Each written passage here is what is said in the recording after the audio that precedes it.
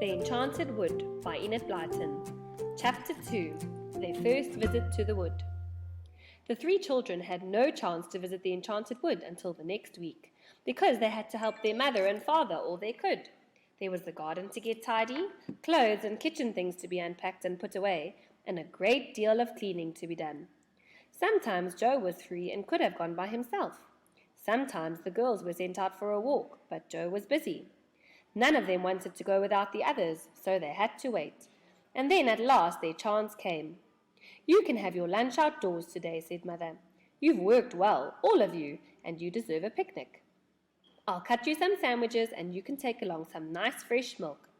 "We'll go to the wood," whispered Beth to the others, and with excited faces and beating hearts, they helped their mother to pack their picnic into the big basket. They set off. There was a small gate at the bottom of their back garden that led into the overgrown lane running by the wood. They unlatched the gate and stood in the lane. They could see the trees in the wood and hear them talking their strange tree talk. Whoosh, whoosh, whoosh. "I feel as if there are adventures about," said Joe. "Come on." Over the ditch we go and into the Enchanted Wood. One by one the children jumped over the narrow ditch. They stood beneath the trees and peered about. Small freckles of sunshine lay here and there on the ground, but not very many, for the trees were so thick. It was dim green there, and a small bird nearby sang an odd little song over and over again. "It really is magic," said Frannie suddenly. "I can feel magic about somewhere. Can't you, Beth? Can't you, Joe?" "Yes," said the others, and their eyes shone with excitement. "Come on." They went down a little green path that looked as if it had been made for rabbits. It was so small and narrow. "Don't let's go too far," said Joe. "We had better wait till we know the paths a bit better before we go deep into the wood. Look about for a place to sit down and have our sandwiches, girls." "I can see some wild strawberries," cried Beth, and she knelt down and pressed some pretty leaves back, showing the others deep red strawberries below. "Let's pick some and have them with our picnic too," said Frannie. So they picked the hard and soon had enough to make a fine meal. "Let's sit down under the old oak tree over there," said Joe. "It's all soft moss beneath. It will be like sitting on a green velvet cushion." So they sat down and unpacked their sandwiches. Soon they were munching away happily, listening to the dark green leaves overhead, saying whoosh, whoosh, all the time. And it was while they were in the middle of their picnic that they saw a very peculiar thing. Frannie noticed it first. Not far off was a clear piece of soft grass. As Frannie looked at it, she noticed bumps appearing on it. She stared in surprise.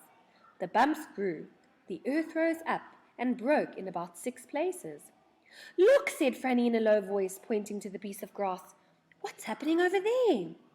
All 3 of them watched in silence, and then they saw what it was. 6 big toadstools were growing quickly up from the ground, pushing their way through and rising up steadily. "I've never seen that happen before," said Joe in astonishment. "Shh," said Beth. "Don't make a noise. I can hear footsteps." The others listened. Sure enough, they heard the sound of pattering feet and little high voices. "Let's get behind the bush, quickly," said Beth suddenly. "Whoever it was is coming with the frightened as if they see us. There's magic happening here, and we want to see it." They scrambled up and crept quietly behind a thick bush, taking their basket with them. They hid just in time, for even as Beth settled down and parted the leaves of the bush to peep through, there came a troop of small men with long beards, almost reaching the ground. "Elves," whispered Joe. The elves went to the toadstools and sat down on them. They were holding a meeting. One of them had a bag with him, which he put down behind his toadstool. The children could not hear what was being said, but they heard the sound of chattering voices and caught 1 or 2 words. Suddenly Joe nudged Beth and Frannie. He had seen something else. The girls saw it too. An ugly, gnome-like fellow was creeping up silently behind the meeting on the toadstools. None of the elves saw him or heard him. "He's after the bag," whispered Joe, and so he was. He reached out a long arm. His bony fingers closed on the bag. He began to draw it under a bush. Joe jumped up. He was not going to watch people being robbed without saying something. He shouted loudly, "Stop, thief! Hey, look at that gnome behind you!" In a fright, the elves all leapt up. The gnome jumped to his feet and sped off with the bag. The elves stared after him in dismay. not one of them following him. The robber ran towards the children's bush. He didn't know they were there. As quick as lightning, Joe put his foot out and tripped up the running gnome. Down he went, crash! The bag flew from his hand, and Beth picked it up and threw it to the astonished elves, who were still standing by the toadstools. Joe tried to grab the gnome, but he was up and off like a bird. The children tore after him. In between the trees they went, dodging here and there, and at last they saw the gnome leap up to a low branch of a great tree and pull himself into the leaves. The children sank down at the bottom, out of breath. "We've got him now," said Joe. "He can't get down without being caught." "Here are the elves coming," said Beth, wiping her hot forehead. The little bearded man ran up and bowed. "You are very good to us," said the biggest one. "Thank you for saving our bag. We have valuable papers in there." "We've got the gnome for you too," said Joe, as he pointed up into the tree. "He went up there. If you surround the tree and wait, you'll be able to catch him as he comes down." But the elves would not come too near the tree. They looked half frightened of it. "He will not come down until he wants to," said the biggest elf. "That is the oldest and most magic tree in the world. It is the Faraway Tree." "The Faraway Tree?" said Beth in wonder. "What an odd name! Why do you call it that?" "It's a very strange tree," said one other elf. "Its top reaches the faraway places in a way we don't understand. Sometimes its top branches may be in Witchland, sometimes in lovely countries, sometimes in peculiar places that no one has ever heard of. We never climb it, because we never know what might be at the top."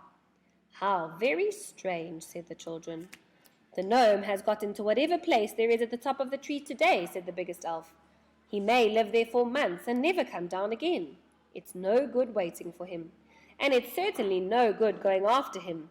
His name is Creepy, because he's forever creeping about quietly." The children looked up into the broad leafy boughs of the tree. They felt tremendously excited. The faraway tree in the Enchanted Wood. Oh, what magic there seemed to be in every name. "If only we could climb up," said Joe longingly.